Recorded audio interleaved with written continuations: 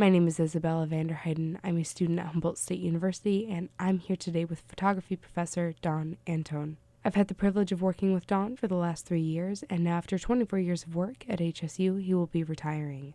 Don has inspired countless students with his teaching, including myself. Well, I suppose we should start at the beginning. What first sparked your interest in photography? You know, it came kind of different in the way that any of us do when we try to find something.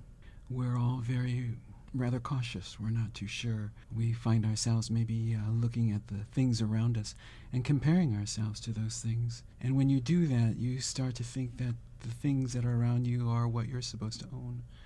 I couldn't find anything around me that I wanted to own. There was too much sadness. There was too much poverty, too much frustration. And the people on my block took care of other people's kids. They picked other people's fruit. They never had a chance to really think more of what life could offer them, except, again, trying to survive. For me, it was difficult because my dad never let me take an art course when I was in school. He always told me those are the classes for dummies, and you want to stay out of those classes. So it was hard. I didn't think about art. I didn't realize that there was a possibility to use it, but I knew I wanted to say something. I just didn't know how to say it. On the streets, you find different ways of saying it. You write something on a wall. You go ahead and create something which indeed maybe hurts someone else or yourself. And for a lot of my friends who wound up in prison, who died from drug overdoses, who put themselves in positions where indeed it was more dangerous to believe in what it is that they could do, I didn't have an option. So it was the summer before I became a senior in high school. I was rather scared for the fact that I knew once I got out of school, I'd enter the work world, and I wanted more. So they were offering a photo class that summer, and I went to my dad and I said, hey, I need your help. I know I'm not supposed to take any art courses, but if you could just let me take one before I leave school, that might give me an opportunity to think about what else I could do.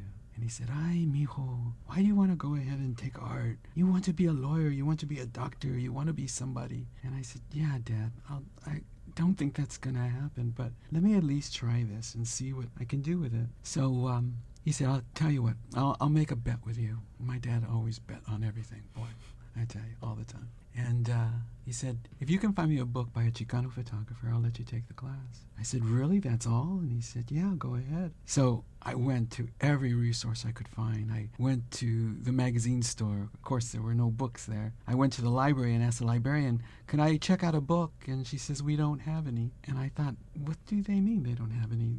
There should be someone who's made images before.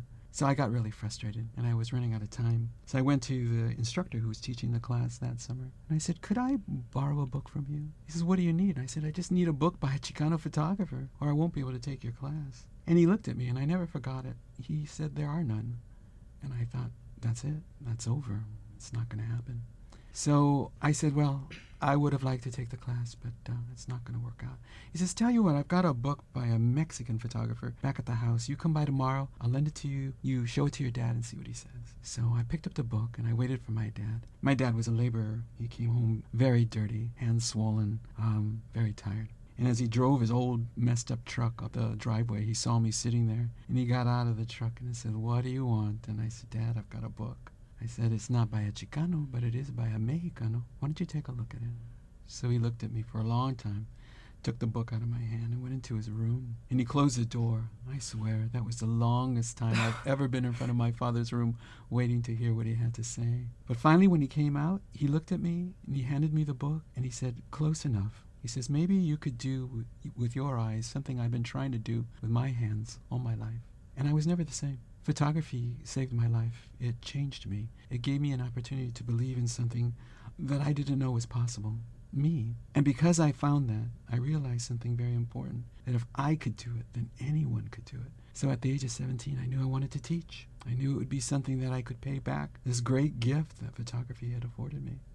I would hope you realize that you've given so many of your students that gift. You've given them the tools to see through photography. That's an incredible gift. Well, you make far too much out of what little I've given any of you, but I would say this, that everything that all of you had before you walked into the class was exactly what you needed. It wasn't the idea of a camera, learning about f-stops or shutter speeds.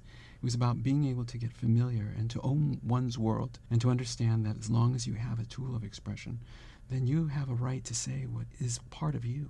Absolutely. What was your first camera? It was a camera that actually was given to me by my uncle. It was an old beat-up camera, and actually it got stolen. I broke my heart. Oh my And as gosh. I was walking down the street one day, one of the guys from another barrio came by and asked me if I wanted to buy a camera. So I thought, oh, let's take a look at this. Sure enough, it was my camera he was trying to sell me back. So after a little bit of a tussle, we had a chance to get the camera back. That's good. I'm glad you got it back. Yeah, What that kind was of great. What kind of camera was it? It was a very old Mamiya Seikor. It was just kind of a low-end camera, but it did everything I had ever hoped it could have done for me. You know, I don't really think it matters what kind of camera you have. It's what you do with it. A lot of people think it's the camera. A lot of people think that if I only got that guitar or those skates or that ab buster or whatever, that I'll somehow make a very different kind of statement in the world. But if you believe in yourself, you could do it with anything. You could do it with a pencil. It's just a matter of, again, do you have the freedom of thought to be able to approach anything and to let it become a part of you?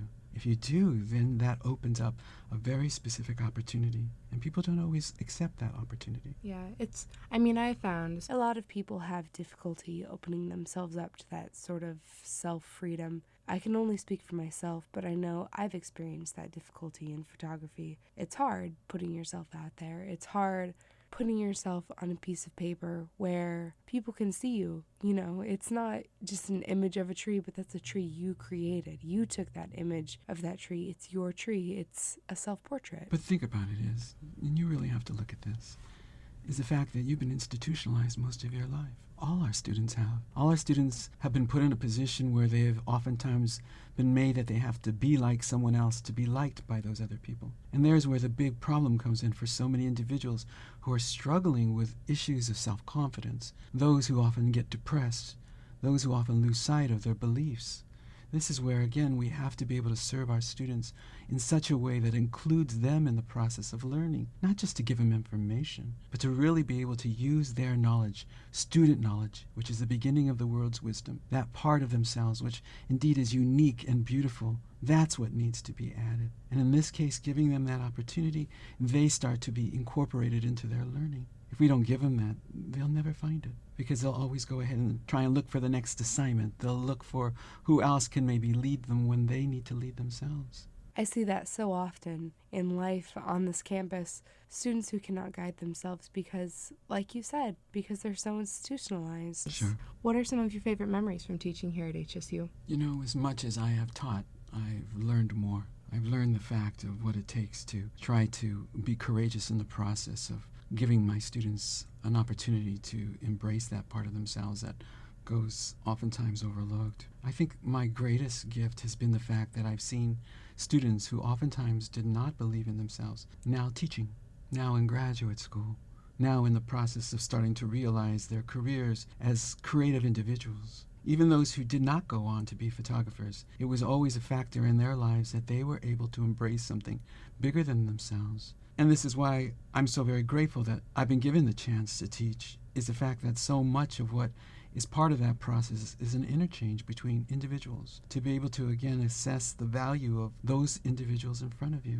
Here is where the conquest of trying to achieve a goal is the fact that you can't just teach the information. You have to be able to teach through the student. You have to know more about who they are. It's not about the information of just teaching what you know. It's getting to know who you teach. And as you do, you start to find out various kinds of details about the individual who needs different ways of seeing, different patience, different opportunities to assess what's valuable to them. But again, you find certain things that you hope you achieve.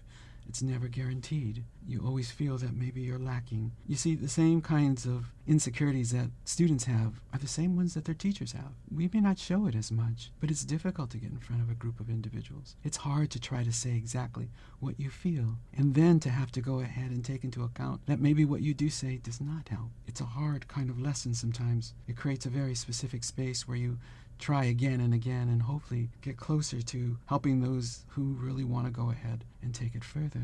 It's been a great joy and a great privilege. And I'm very happy for the fact that I did get a chance to see some stories beautifully unfold. What are your sentiments about retiring? It hurts. It hurts. I didn't think I would. I thought I would die in the classroom. But it's going to be bittersweet. More so for the fact that you see individuals who are just starting off, and you would hope that you could take them through the whole process of where they get to graduation, where you see them on that day, where they have hope, where they're looking at the future and thinking about grad school and thinking about all the things that they'll do next. And I won't know that story. That hurts. But I really believe this, that the individual only needs to believe in themselves, and everything else will fall into place. They'll find the teachers. They'll find the things that are important. They'll find the purpose. But they just have to, again, be reminded that there's something very much a responsibility for any of us, and that's to be able to own our world. Without that, the student will never find the opportunity to grasp what really is theirs. They'll lease their life from someone else. They'll buy into the idea of what it's supposed to be in this society. But this society doesn't fit all. And that's where the student has to be able to fashion their own kind of device, their own outer appearance, their own identity in such a way that they're not afraid to share that.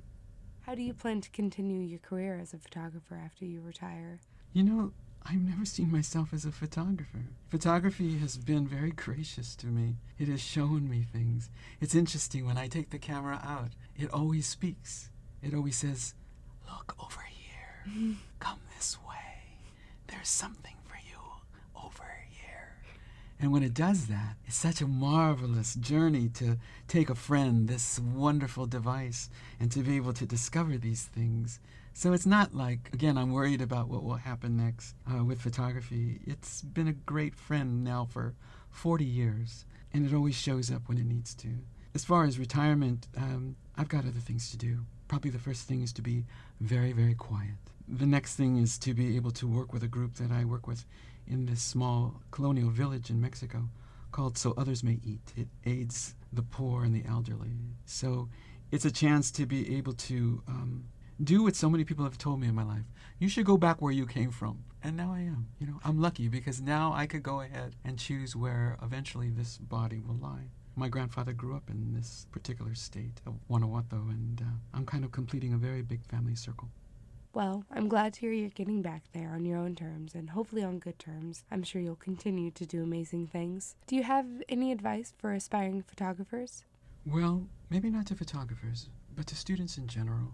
Don't lose hope. Don't put yourself at a disadvantage. Embrace a greater part of yourself. Believe in the fact that you have this opportunity to be amazing, given that you can create a variety of different opportunities for yourself to see, but more importantly, to be able to go ahead and help others see as well. Knowledge is useless unless it is shared. And this is what is so very important. You all have knowledge. Sharing that knowledge then creates a greater understanding of where we all fit in together with each other. So don't lose hope. When you feel that indeed it's more important to self-medicate, be careful. Know what you're running away from. Know what you're maybe losing in the process. Try not to let your fears guide you. Try to give yourself a greater understanding that you have more power than what you know. But this is going to be something that will require a tremendous amount of effort. Why? Because living is not easy. It challenges us all. It makes us feel self-conscious. But I'd rather you be conscious of self. I'd rather you be ready to go ahead and embrace that greater part of you that lets things happen. Why? Because there's a world out there waiting for you. And a lot of you are afraid of it. You just have to believe. Belief is only as strong as the believer. And if you give yourself a chance to believe that, then maybe you'll be of some use to you and to the rest of us. Don Anton may be retiring this spring, but he leaves behind a wake of incredible and inspired artists. He has taught his students not only the skill of photography, but he has taught them how to see. He has shown them how to see their worlds more clearly, and he has shown them how important it is that they express who they are. He is a terrific inspiration.